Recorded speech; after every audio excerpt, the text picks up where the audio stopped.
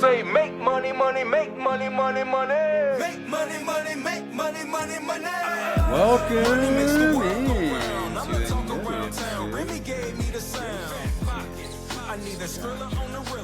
I am Gordo. I'm going to be your host this week. As with me, as always. You're going to be the host with me? Yeah, that's right. Little Christmas hangover. Yeah, I haven't been drinking, but yeah, there's a hangover of sorts in the air. So, how was everybody's little unnamed pagan tree ceremony holiday? Christmas. Festivus? Yeah. We had the pole. We slid up and down it. It was great. Wow. Not that kind of pole. Turning over a new leaf here, George. Wait, don't you know Festivus?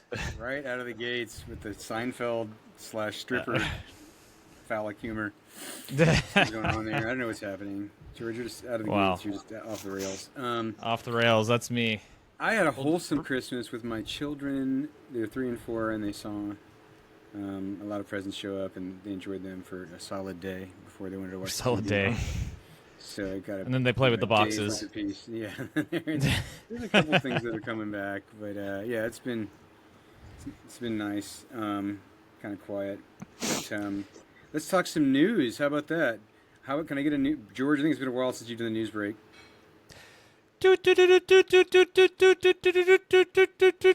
Breaking news. All right, let's talk first about the Fed. Some negative Debbie Downer-esque. Somebody want to recap what happened there? The dot plot changed. Less cuts in the future, and the market reacted very negatively to that. So I don't think it was quite the shocker for everybody. I don't think it should have been the shocker, but the market seemed to act like it was expecting continued rate cuts, and so. Next year, they're signaling, I think it was 2 rate cuts instead of what they had before, something like 4. I'm just going off of my memory here. And that really threw the market for a loop. So, I think they're just being a more balanced approach. Inflation's not completely slayed. I think it's kind of the right move for them to do. And I was kind of surprised, quite frankly, that the market reacted as negatively as it did. I don't know if you guys have a different take.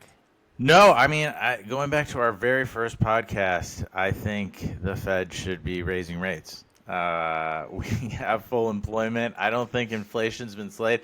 And honestly, I don't think it's going to get better next year. I mean, Donald Trump's posture on what he's going to do with tariffs is going to, create a huge amount of momentum in pricing. I think it's going to continue to kind of stoke the inflation fire, and I don't think it's going to go away. I'd be surprised, honestly, if the Fed does do 2 cuts next year.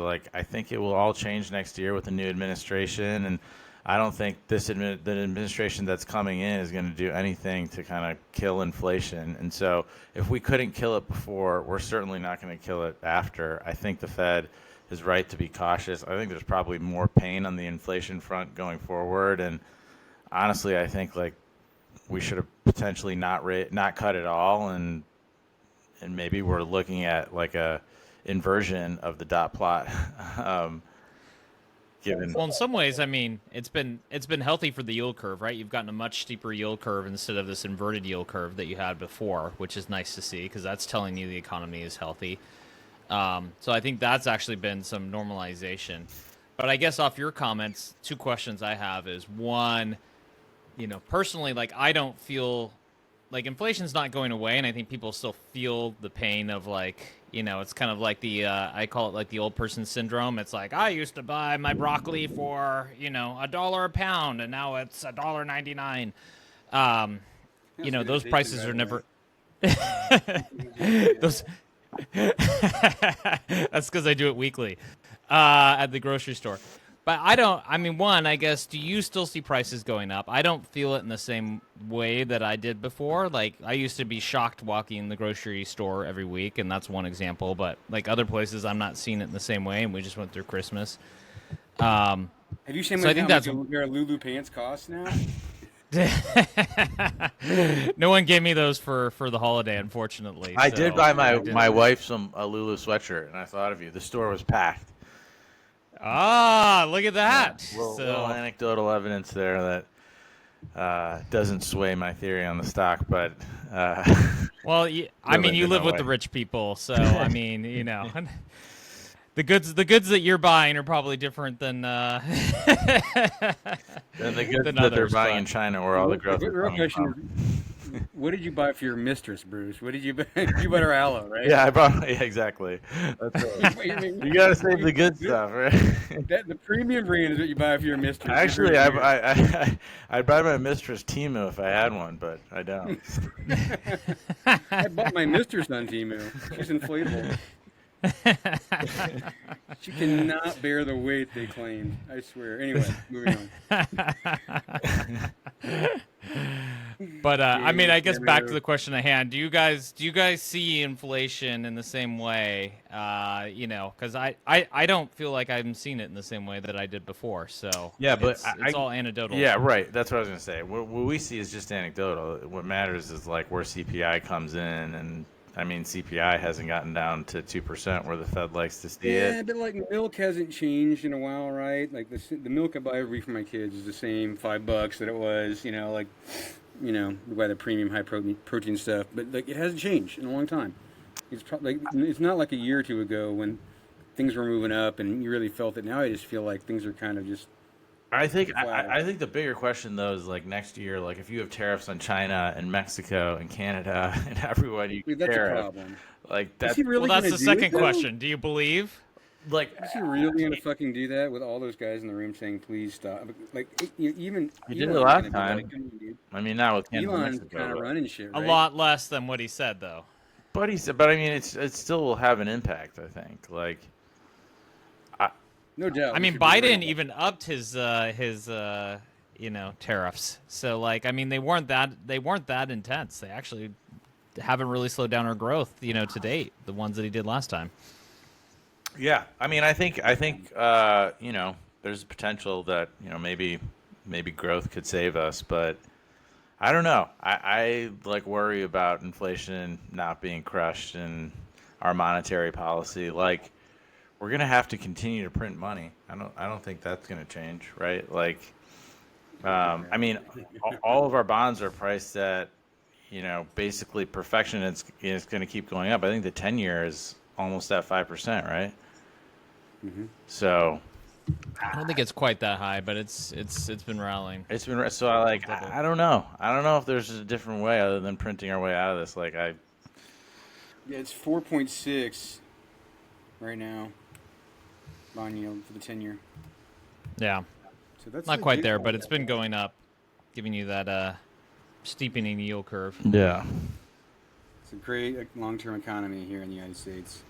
So that's a good segue to the visas for high-tech workers that people are all pissed off about. Like basically, Laura Loomer came out and said, "You're letting them, you're letting them over the wall. You guys are letting all these immigrants in here."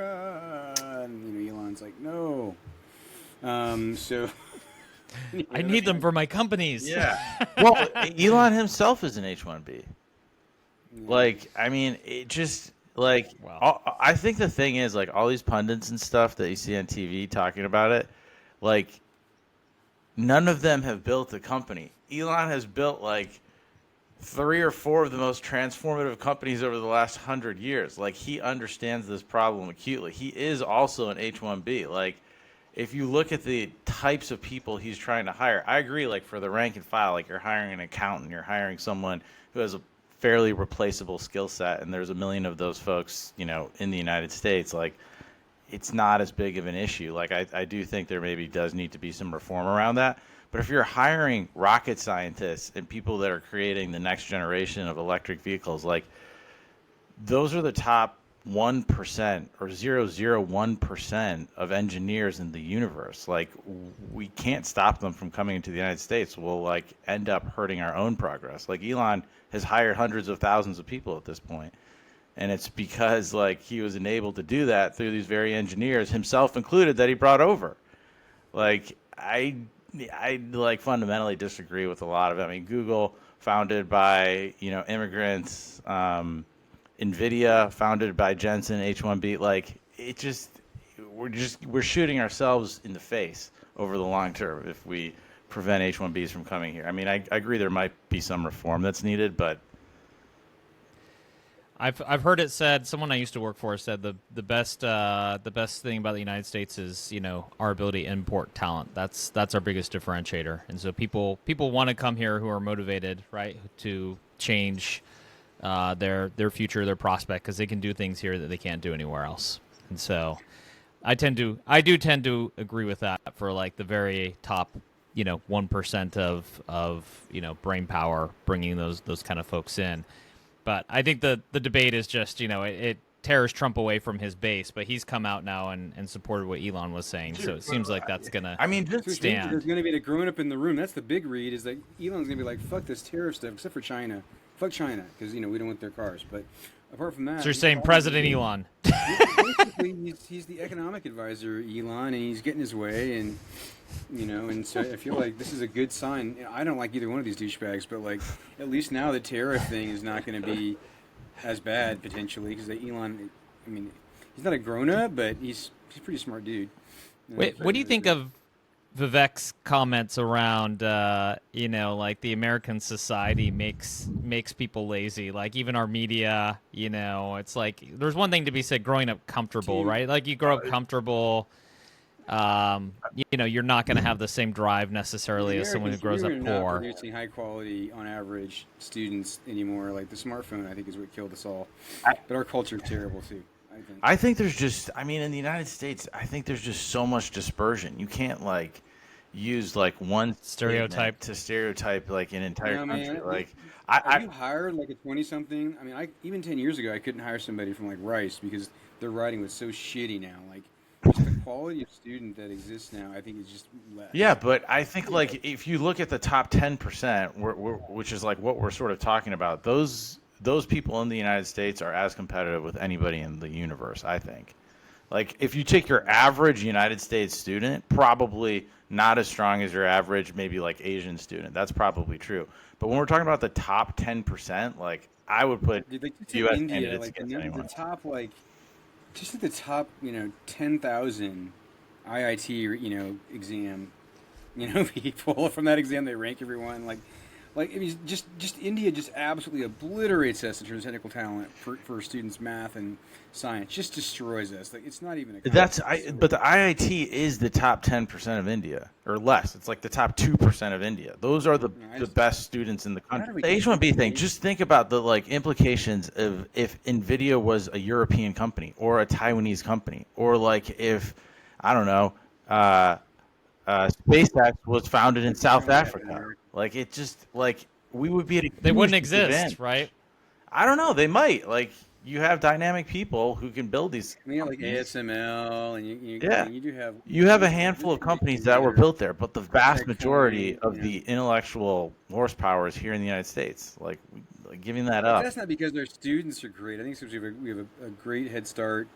I think we're riding on like the 1950s through 70s when we were competitive. Well, anyway, let's go back to this. We all agree, right? This ultimately, I think, even though it looks nutty, like a family fight, it looks like there's a grown-up in charge, maybe less likelihood of tariffs. Maybe, there's the more rational discussion on immigration, illegal immigration. Like, I thought that was, as funny as it was to see Laura Loomer just basically go after Elon. It's kind of like, I think it shows there's at least some, it's the venture capital bros, but like, those are good guys to have in the room for these kind of. That's my conclusion. Well, yeah. So the hope is they bring sanity to Trump, essentially, and you have a economic engine that continues to go along. But we'll see on the tariffs. I think that's the key thing to watch is what actually gets rolled out there. Yeah. All right. Cool. Well, I think that's good. Any other news items before we move on?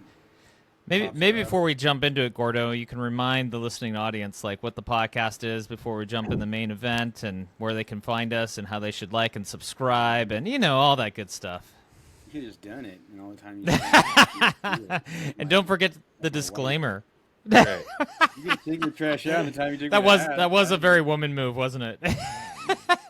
I'm not gonna say woman because I'm not trying to get killed, but passive aggressive maybe. So anyway, Wife you move, wife could move. give a Strike that. disclaimer. Strike Okay, that well, from the I have a record. headache. I'm not in the mood to do a disclaimer. So anyway, yeah, does not constitute financial advice. Do your own homework. Talk to a financial advisor. This is for entertainment purposes only. So invest at your own risk. Amen. All right, so moving on. We are talking about McLovin, or also known as AppLovin. And who's the bull? That would be Right George. over here. George is doing the bull dance. So I will hand the microphone over to Georgie Porgy to do. I hope he'll do like a typical. You know, we used to have you the bull do the overview, a little bit of overview as well on just what the company is in a short, efficient format. I know that you. So McLovin, And also, why you believe it's not overvalued. well, Oh, I don't know. I heard leading the McLovin. So witness. McLovin was his real name was Fogel, and he got a fake ID that was a single name. It was a Hawaiian ID, and anyways, he like he AppLovin. proceeds to buy alcohol with it. Oh wait, was that not the story I was supposed to be telling? Yeah. AppLovin, McLovin, they're like the same. So yeah. All right, let me pull up my couple of slides here. Let me see. Maybe while we do that, so each one of us is going to take a side. I am the bull today, so I'm going to make the arguments for why one would want to buy Oh my god. AppLovin. How many And- slides? If you don't count the intro slides, I'm at like 4 or 5. That's a record for me. It's a record. And then Brucey over here is going to take the bear side. So he's going to give you the arguments on why you should not buy this. Sounds like he only has valuation because this is just a A-plus company. And then from there, we'll give our real opinions at the end. But it's really to help our audience understand what are the arguments on each side of the fence. And we'll give our own opinions at the end. And you guys can make your own decisions. And remember to consult your investment advisors before doing so. All right. So I titled this McLovin this stock. And I've got my little Hawaii ID down there just referencing, whatever that was. So let's talk a little bit about AppLovin. It's an interesting company, I would say. It was one of the top performing stocks last year, which I'll get into, up over 700%. I think 730% roughly on a one-year basis. So it's rare that you see something like that. It's now valued over $100 billion. So this is a real company.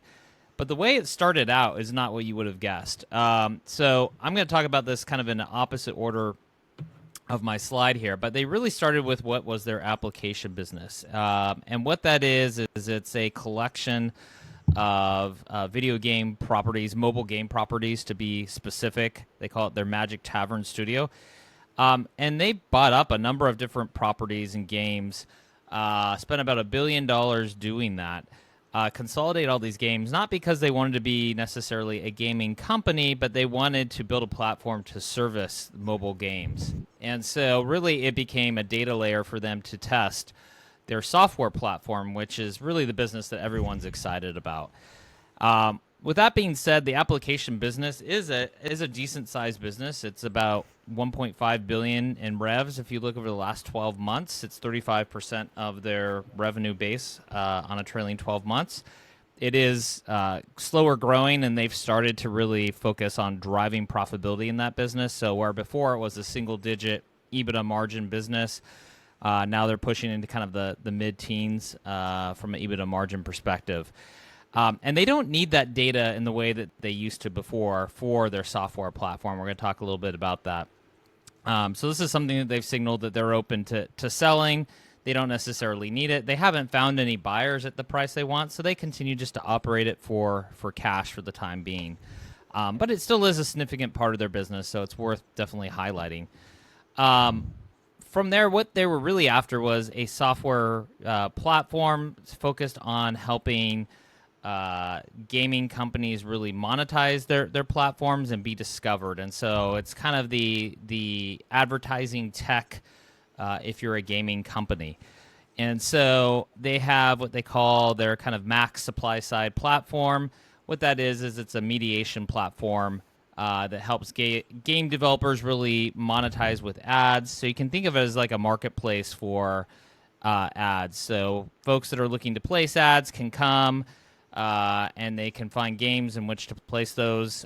Folks who have games are looking to get ads into their games, so they can come to this marketplace and they can transact, and then AppLovin is taking a portion of that transaction or facilitation fee, essentially. And so they compete with things like Google AdMob here, or Unity also has a platform here as well. This I would call more commoditized, but they actually really kind of accelerated this business through an acquisition that they did from Twitter of a property called Mopub in early 2022. And, before they were using their own games to really drive data for what we're going to talk about next, kind of their AI engine. Now they are getting the data they need really from this platform. And so that gaming application is no longer needed in the same way. So this is a part of their software platform. The other part that everyone's really excited about is called their App Discovery Demand Side Platform, or DSP, as it's shortcutted to. And this really helps game developers to grow installs. And so it's helping really people find apps or games. And this is where their engine is particularly key to really using AI to help find those optimal placements for folks to download those apps. And what's really unique is they are focused on performance marketing. So performance marketing means that they are getting paid only when a person clicks. So they don't get paid for just showing the ad. Someone has to actually download and become a user. And so if you're... So give an example. What, is it the App Store for Apple? That's a demand-side platform? Like, what are the DSPs?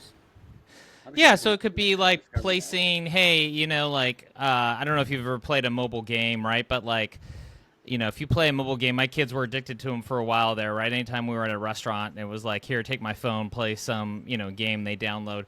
There'll be ads in the middle of those games that saying, hey, you like this game, download, our game. And so they're trying to get folks, place these in places where they will get downloaded and you get new users and you can start to monetize those users. So they're helping you find an audience as a game developer is really what they're doing.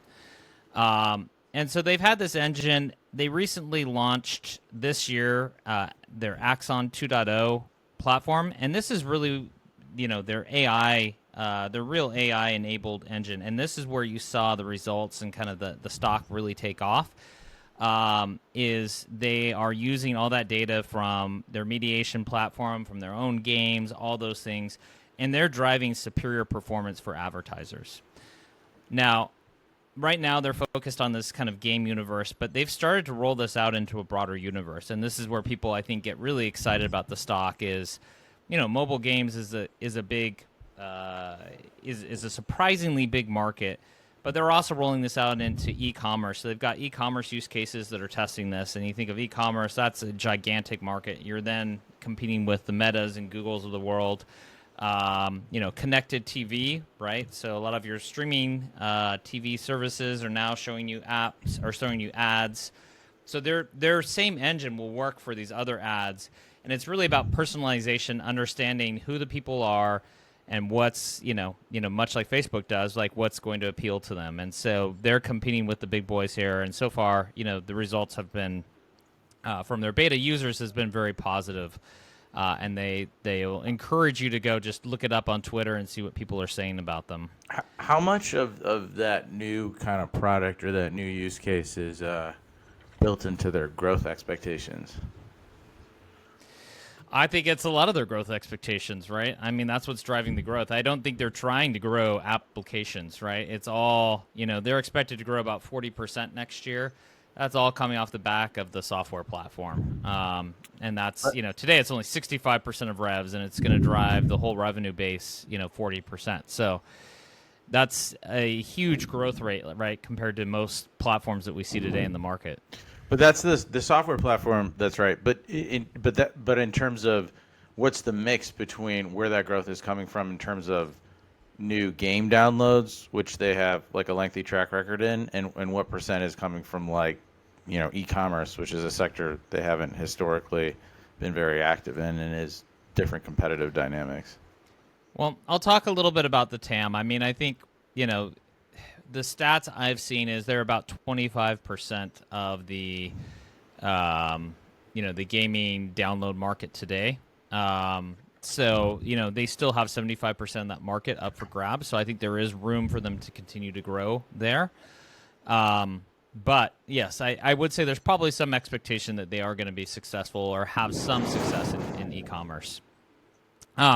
Just quickly, I'm recapping here with a stock chart showing 1 year performance as of 12/26. They were up, if you round up, 730% on a year. It's a chart that you don't see many like these. In fact, even as of November, they were only up 300% in their last quarter.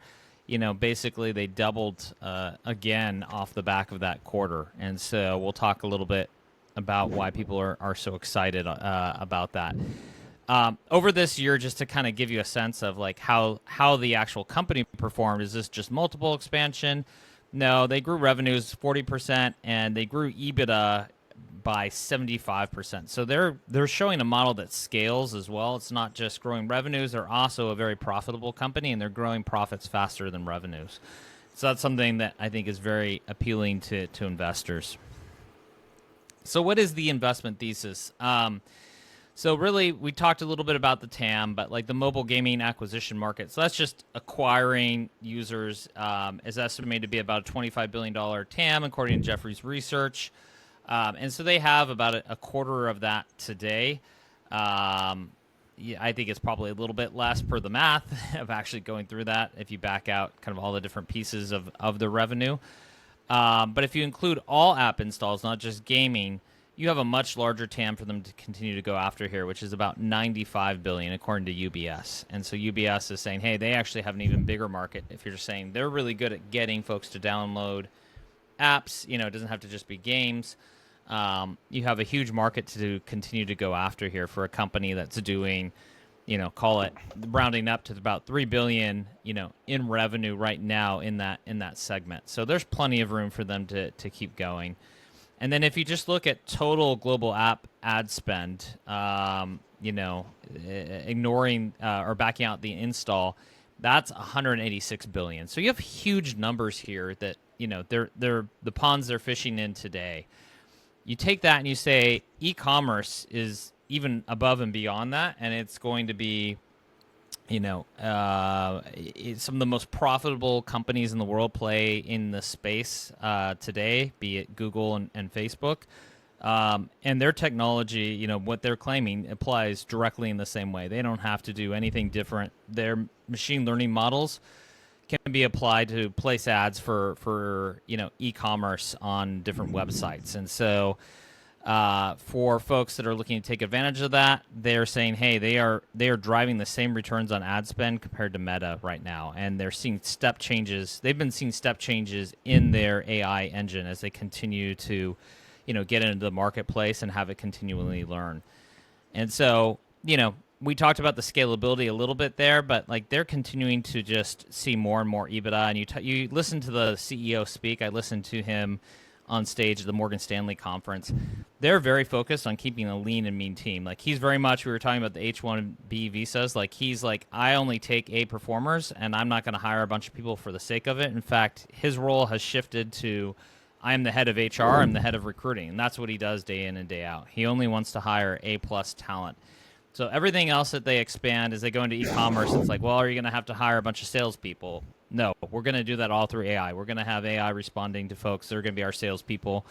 This is a company that I think is really set up to continue to expand those margins and they're committed to profitability and not just growth. So I think it's really in a unique spot to go do that. Well, one question on the AI learning and model changes and kind of the continued growth in the 20 to 30% range.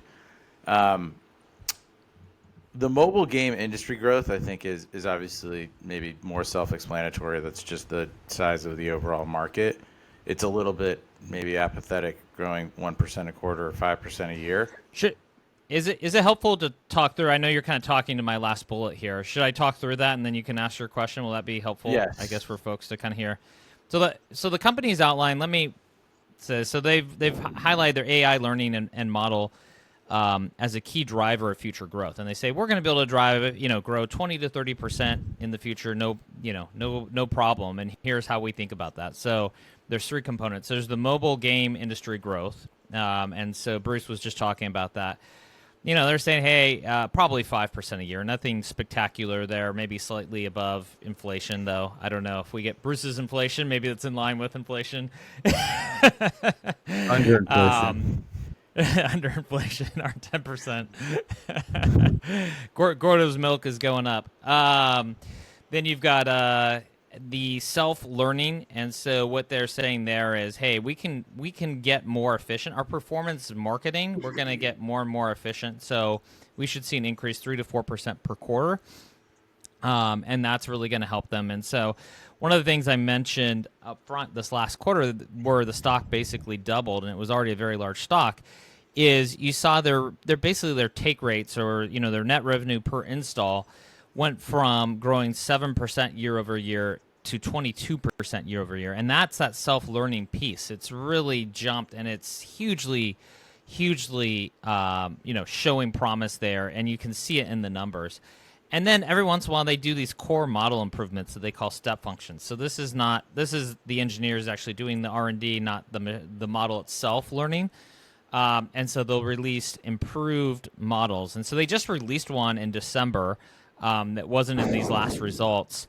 But they highlight like Q1 of 24, they released one of these core model improvements, and they saw 18% quarter-over-quarter software platform growth off of that. So those three components, mobile game industry, self-learning, and then the step change core model, R&D improvements, are what's going to continue to drive their growth 20 to 30%. So Bruce, what's your question off the back of that framework? Yeah, I think that's a helpful way to characterize it. I actually think through some of this myself, which we'll talk about in a second. But I guess my question is mostly on the last two sub-bullets. Like, can self-learning and core model step function improvements really continue indefinitely at that scale, at that rate?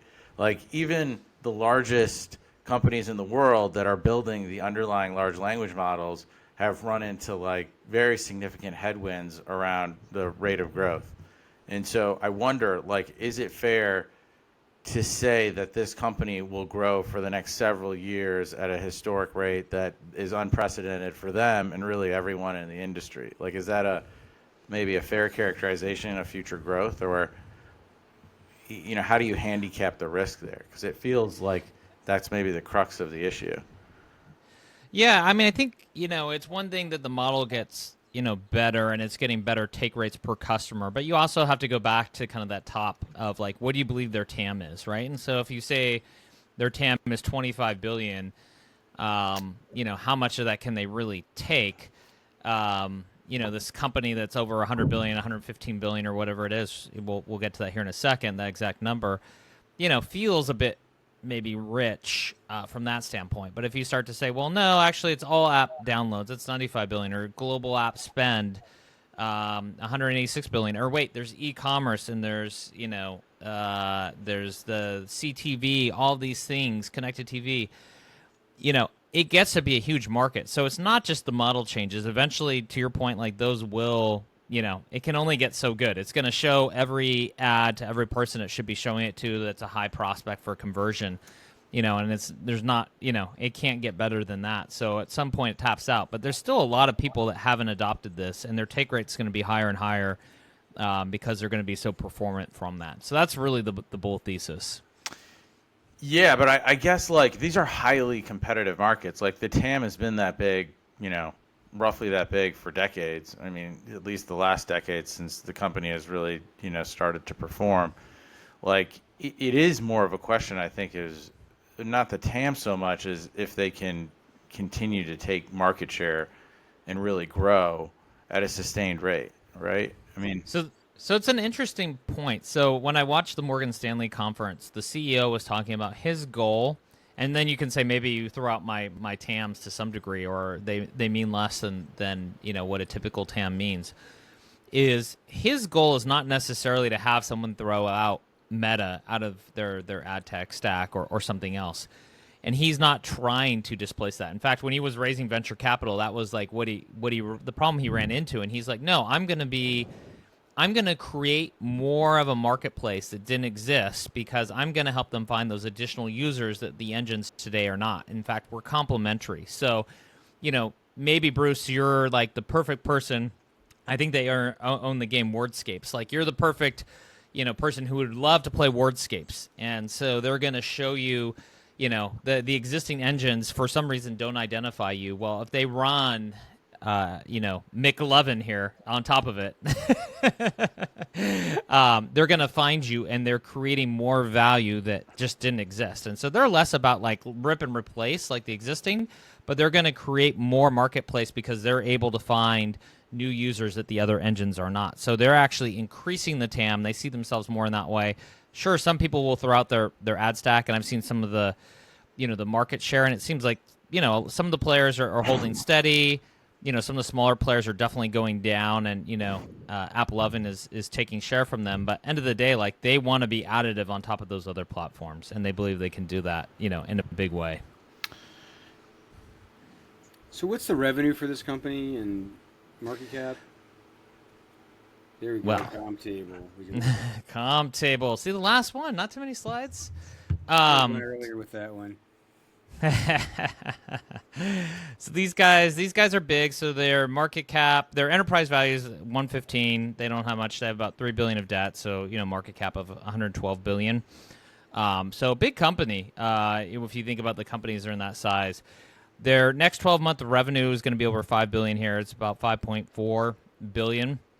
So again, today that split is 35% apps, 65% software platform. They are a super profitable company. That's one thing just to highlight. So if you look at their EBITDA margin, they're at 61%. That's getting a huge drag from that gaming business, which is like mid-teens. So their software platform, I think this last quarter was like high 70s, 78%. They think they can continue to get that higher. It is truly a business and a business model that scales. In fact, only Meta is in the same ballpark here. If you look at kind of the comps, you've got some gaming companies, which I debated even throwing them in there, but Roblox or, Take-Two. And then you have some of the, advertising platforms like Meta. You have Unity that plays in the gaming advertising space, Pubmatic, Integral Ad, all these different folks. No one comes close to that. Like, these guys are just blowing, other than Meta. But you're paying for it. Well, so probably the best comp here is the Trade Desk, and that's the second one. It looks like Desk got cut off. I was being a little too aggressive here on my the trade. Yes, the trade you want to make. So the Trade Desk is, another advertising network that competes with Google more, on that e-commerce side of the equation. And so if you look at them across the board, like their EBITDA margins are 42%. They're compared to 61 for AppLovin. So AppLovin's, got them beat there. On a forward revenue basis, they're both about 21 times forward. But again, AppLovin is a much, much more profitable company. So I would call that a discount. If you look at EBITDA, the Trade Desk is at 50 times forward EBITDA. AppLovin is only at 35 times. So that's a substantial discount. And you keep going. Trade Desk is only expected to grow 27% next year. AppLovin is expected to grow 40%. And so every metric, like these guys... The assumption you're making, though, is that the Trade Desk is fairly valued. Which isn't that is a fair point. But what I will say is, I did a rule of 40 on this one. And the way I like to look at my rule of 40 is, I think these guys deserve a huge premium because of how profitable they are and how fast they're growing. Like, this is unheard of, and that's why the stock has exploded the way it has. And so what you have is the way I did my Rule of 40 is I weighted growth higher, which most experts would argue when you do regressions, growth is worth about 2 times what, profitability is. And so that actually penalizes them in some ways because they're so profitable. But they're blowing everyone out of the water here on the Rule of 40. Like, they are at 90. I've never seen a 90, even the best companies. Alphabet's 42. You've got Meta at 61. The Trade Desk is at 61. 90. They're blowing everybody else out of the water. This company deserves a huge premium. And then the day, if you say, like, they can get into the e-commerce market, they can do all these things, they can capture a huger portion of that mobile market, not just the gaming market, like, this thing will be a much larger stock. Like, ad tech is really, like, the premier spot. Like, think how big Alphabet is, think how big Meta is. These are huge companies for a reason. Like, this is the best market, the cream of the crop market. You have here a company that's early, that's showing scale, that has a management team that's driven them to this kind of success. Like, this management team, like, floors me in the way, like, they've thought about how they just built this company. It's like, no, we're going to start acquiring games, like, to build our software platform. Like, who would have done that, right? Like, it's just like they're bold, they're willing to go do it. So, like, end of the day, like, if I'm going to take a bet on a high-flying stock, like, I love this management team, I love the space they're in, and they're seeing huge results. And, yeah, you're going to take a little risk that they can execute in e-commerce, but I don't think there's any reason they can't. So, for me, like, that's why you would buy this stock. By the way, just as a bystander here, an uninterested party, that's a pretty lofty multiple. I mean, you get $5 billion in revenue next 12 months, and the stock's $112 billion in value. Like, that's a lot of good news. I mean, to your point, the trade's at 21, and then I guess you got Palantir, which is its own friggin' planet. I put Palantir on there just for the expensive comparison. Palantir is 2 times. Is not a relevant comp, I don't think. And Palantir, we should talk about on a different podcast, has a lot of animal spirits energy behind it. Like, if anything, it's a meme stock as opposed to, like, a fundamentally valued stock. I just think, I think it's a premier company. I think you're paying for that, though, and the margin for error here is very, very slim. That's a good segue for Bruce. Yes. We're running out of time, so let's move things along. My I like this title. is app way too expensive. Is that like Farfignugan? Yeah. That's really bad. But thank you for trying. Thank you for the effort. Good effort. I can't come up with a great one, so I settled with a really, really good one. If we go to the next slide. All right. I'm not gonna help your case. Go ahead. All right, moving on to the first slide. We talked a little bit about this, but if you move to the next slide. You're not even gonna share with our audio audience what this is. What the fuck? Do I need to do it for you? The mobile game market is constrained. It grows 5%. All right. It's not showing up. Is it not? You're screwing me over. All right. I don't. It does not like. Now you're on the second slide. That's okay. That's okay. We'll just leave it here. So the first, my first point is, look, the mobile game market, as George had stated, is extremely constrained. It's been around. It's a very mature market. It's growing at 5%. In some years, it's actually gone down. So after 2022, I think it basically collapsed. Like, this is a kind of volatile market, and there's a lot of potential for downside in this market. There's also a lot of very active competitors in this market who are very well capitalized. So Google, Facebook, Unity, like several large-scale public companies are active participants in this market. And so I don't think there's just like a ton of open margin or growth opportunity in this market that's sort of being taken advantage of, like, in kind of the near future. Like, this is a market where you are competing for every single basis point. And so I think you have the confluence of two big trends. One, a really slow growing market, and two, a very, very competitive market with fairly thin margins. That being said, to George's point, I think AppLovin has done a really phenomenal job, especially with their Axon 2 part of the product, in terms of monetizing AI in a way that most companies have talked about but not been able to do. And so I think in a lot of ways, AppLovin does have kind of the premier product in this market. But that doesn't mean they can operate outside of its sort of fundamental constraints. So I think when you think about kind of the next 5 years, you have to look at the last 5 years and really believe that something fundamentally is going to change in this market along the lines of what George talked about, which is like they can take market share or they can grow this market faster than it's ever grown before. I personally don't believe those things, happen.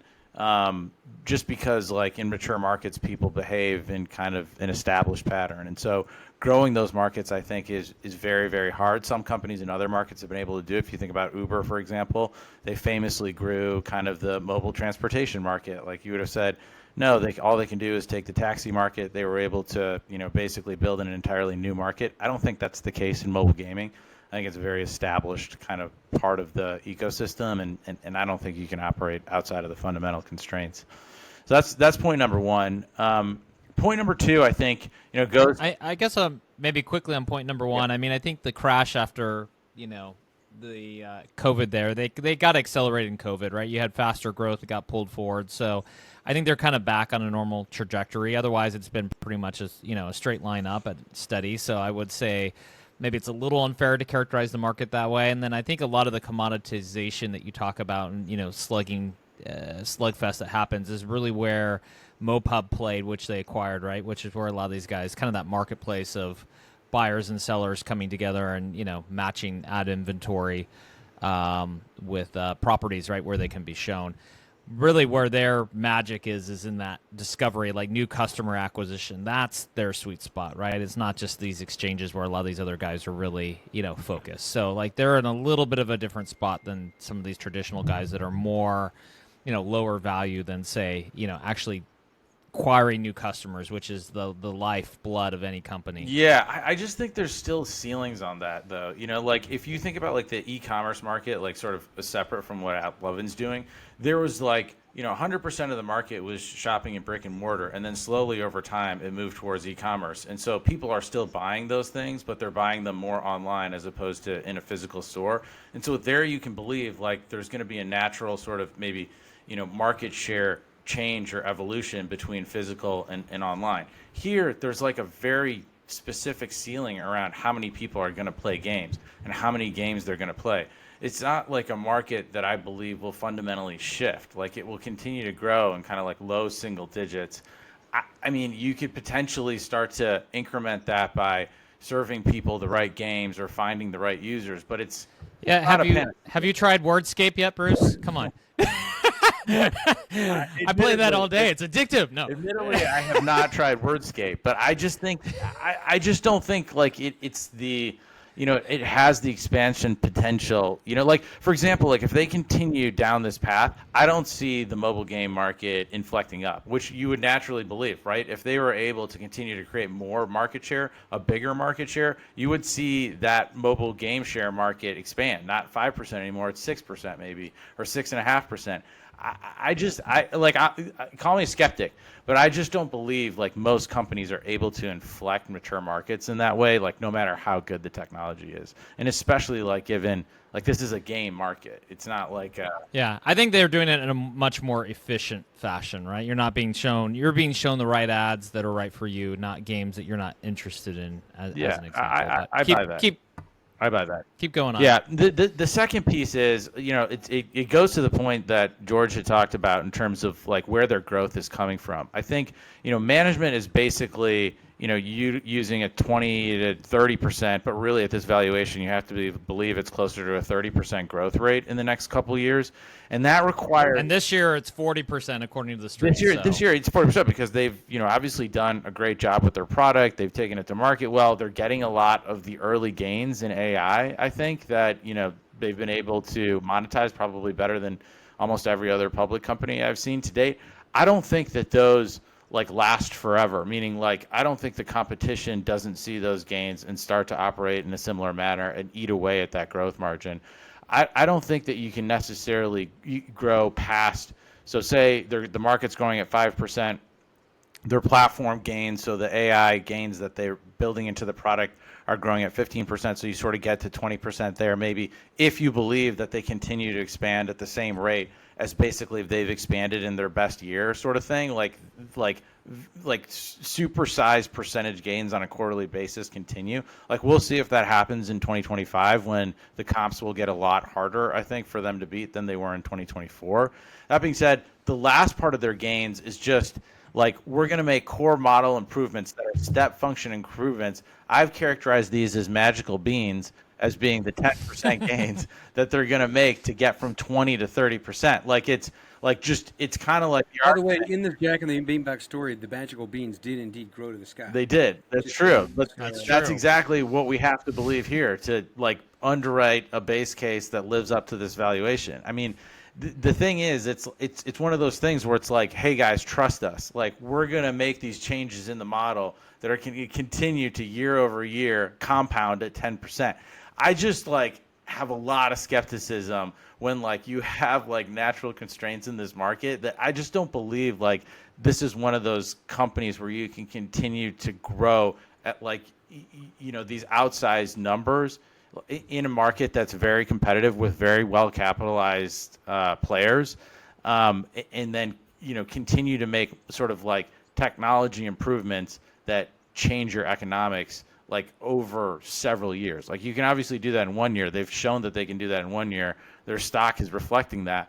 I don't think that that's something that they can continue to reproduce over and over. Wow. I think I sense some real opinion in there somewhere. Maybe that's a good way to...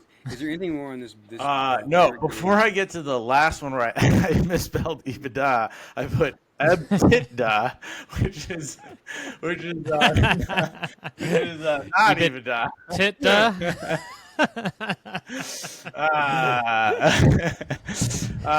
No, I look, I think ultimately it just always comes down to like the valuation, right? Like if you're getting a deal, like maybe it makes sense. If you're buying something that's been overly penalized, maybe it makes sense. I think in this case, like, really, when you read through the analyst reports and sort of like how they're underwriting valuation here, you sort of have to believe that the 2027 EBITDA numbers are right, which is like, this is a 2-year estimate where so many different things can go wrong, right? Like, we have a new administration. They believe that they're making these massive model improvements over the next 2 years. They believe that they'll continue to be competitive against the biggest hyperscale players in the world. They believe that they'll continue to execute well, that there's no ceiling on the number of like applications that people are willing to buy. I think the company today, if you just look at the raw metrics, like sort of putting aside the comps, which are showing this as well, is trading at 22 times, to Gordo's point, next 12 months revenue. It's trading at 35 times EBITDA. It's trading 60 times PE. Like, for any company, this is like priced to absolute perfection. Like, they have no room for error or no margin for error here. They have to continue to like execute on a plan that is very, very aggressive. And so, from my perspective, could it happen? Yeah, it would require like a confluence of a lot of things to go right, though, including like the continued like animal spirits that have propped this stock up to like all-time highs at this point. All right. Well, I think why don't we end it there and say, all right, since George, you were first. You were the bull here, but what's your real opinion on the stock? Yeah, I mean, I think the valuation is the thing to be concerned about, right? Obviously, like, this company is executing very well. People are excited, right? They're starting to see more inflection from their AI self-learning. A lot of the stuff that the company has talked about for a long time, they have been executing on. And so I think that's part of the faith, right? And so people are starting to buy into the story.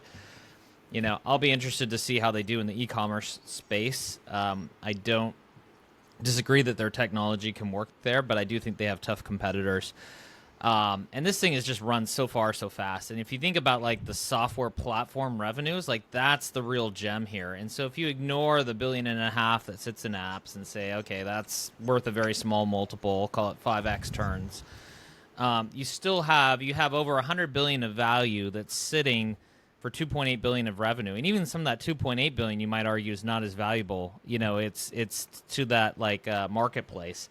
So like the multiples actually, you could argue, is even higher than what we're showing here, on the real business that you're investing behind, right? Which is the software piece and the app discovery piece. So to me, like there is a ton of upside backed in here. I do think, to Bruce's point, like I will be a very interested party to sit and watch. Like this could be a generational company, but I'm going to sit and watch for something to trip them up, for them to come back down, because I think they're just going to be a high beta. And then I'll see if I can jump in. So for now, I'm sitting on the sidelines. Love the company. Love like they're doing. So love you're the not, management. you gotta go fucking long or short, dude. You're really gonna go whole on me? Are we still gonna allow that? Yeah, I mean, most I would say short, but like this is truly like a hold and wait for a better price. Like that's what I would call it. Yeah. Like let me, I'm not gonna buy it. I don't want to short them because I think this could continue to go I up. just Like think neutral. By the way, we used to have at JP Morgan there, like when you're rating people on their stocks, or you're hold rated internally, you would lose basically either direction. The stock went up or down. You would Yeah. lose. I think we should follow the same rule. Like you're hold something rated this high beta though, it's so hard because I think it's you got to have time frames too, right? Like if you gave me a time frame and said, "Hey, in the next 2 years, like yeah, I think this at some point the stock will be lower than it is here."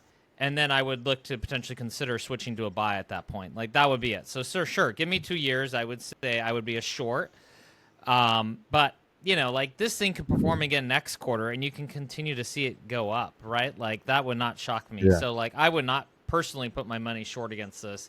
I do generally agree with that philosophy when you're like talking about normal stock, but here, like I think sitting on the sidelines is honestly the way to play it personally. But what I am.